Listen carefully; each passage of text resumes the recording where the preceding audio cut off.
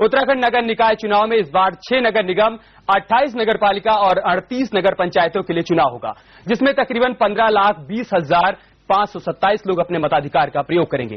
28 अप्रैल को मतदान होगा, जबकि वोटों की गिनती 30 अप्रैल को होगी।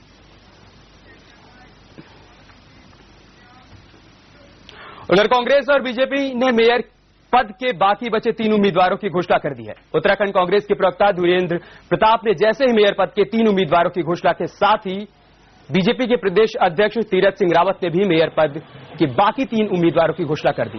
देहरादून से कांग्रेस के सूर्यकांत धस्माना से बीजेपी के वर्तमान मेयर विनोद चमोली की टक्कर होगी। कांग्रेस के संजय महंत बीजेपी के मनोज गर्ग हरिद्वार से आमने सामने होंगे और बीजेपी ने महेंद्र काला को कांग्रेस के राम अग्रवाल के विरोध में रुड़की से उम्मीदवार बनाया है। टिकट पाने की खुशी में उम्मीदवारों ने अपनी पार्टी का धन्यवाद किया और जीत का भरोसा भी दिलाया।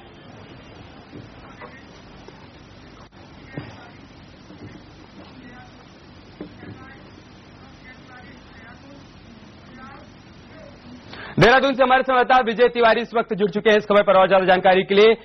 विजय, निकाय चुनाव की सरगर्मियां तेज है और इसी कड़ी में आज बाकी बचे पदों के जो उम्मीदवार थे उनके नामों की घोषणा कर दी गई। देखिए, आज नामांकन का आखिरी दिन था और पार्टी में काफी खींचतान चल रही थी। जहां तक मेयर के जो 6 सीटें हैं वहां के लिए काफी घमासान था। कई नेता अपने चहेतों को टिकट दिलाना चाहते थे। कुछ मंत्रीगण थे जो अपने बेटे या अपने रिश्तेदारों को टिकट दिलाना चाहते थे। हालांकि मंत्रियों के रिश्तेदारों को या बेटों को ब्लड रिलेशन में टिकट देने का ये बात जब चौधरी वीरेंद्र सिंह ने कह दिया और मना कर दिया एक सिरे से, तो उनकी दावेदारी तो खारिज हो गई। लेकिन उसके बाद जब अपने से चहेतों का टिकट दिलवाने का सिलसिला जारी हुआ, उसके लिए काफी घमासान भारतीय जनता पार्टी और कांग्रेस दोनों में मची रही। उसी का नतीजा रहा कि आज जब नामांकन दाखिल करने का आखिरी दिन था और जाके लगभग 12 बजे दोनों पार्टियों ने अपने सभी मेयर के प्रत्याशियों की घोषणा की, तो कहीं न कहीं इसे माना जा रहा है कि पार्टी के अंदर अपने चहेतों को टिकट दिलाने के लिए काफी खींचतान मची रही और जिनको टिकट मिला वो खेमा जरूर हर्षोल्लास के साथ नाच गा रहा है और नामांकन करने जा रहा है, लेकिन बाकी खेमों में मायूसी है और ये माना जा रहा है कि कहीं न कहीं दोनों दलों में आपसी गुटबाजी और खींचतान दिखेगी, जिसका असर चुनाव में भी दिख सकता है और उसके परिणाम भी दिख सकता है। बिल्कुल विजय, खींचतान और घमासान के बीच नामों की घोषणा तो कर दी गई, लेकिन इसके बाद जिन लोगों को टिकट नहीं मिला उनकी ओर से क्या कुछ प्रतिक्रिया निकलकर सामने आई?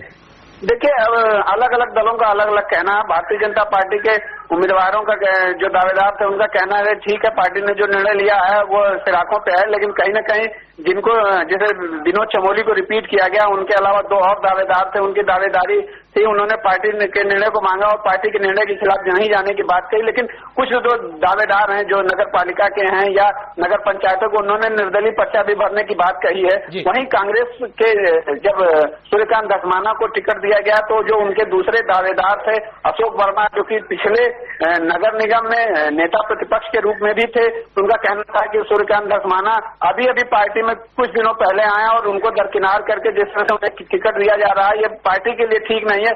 फिर भी पार्टी का जो आदेश है वो मानेंगे, लेकिन अब आगे की क्या रणनीति होगी? पार्टी के आदेश को मानकर उन्होंने नामांकन करने की तो बात नहीं कही है, लेकिन क्या वो चुनाव में सहयोग करेंगे, पार्टी के साथ खड़े होंगे, धस्माना के पक्ष में प्रचार करेंगे या डटे सुर से उनका विरोध करेंगे? ये सब तो आने वाले 2-4 दिनों में फाइनल होगा। और कहीं न कहीं अगर इस तरह की राजनीति चलती रही और दोनों दलों में जिनको टिकट नहीं मिला वो अगर विरोध स्वरूप उतरे तो कहीं न कहीं भाजपा और कांग्रेस को भारी खामियाजा भुगतना पड़ेगा। इसका फायदा अन्य दलों के कैंडिडेट उठा सकते हैं, निर्दलीय उठा सकते हैं और ऐसे उम्मीदवार उठा सकते हैं। बहुत बहुत शुक्रिया आपका हमारे साथ जुड़ने के लिए, इस खबर पर तमाम जानकारी भेजने के लिए। तो कहीं न कहीं घमासान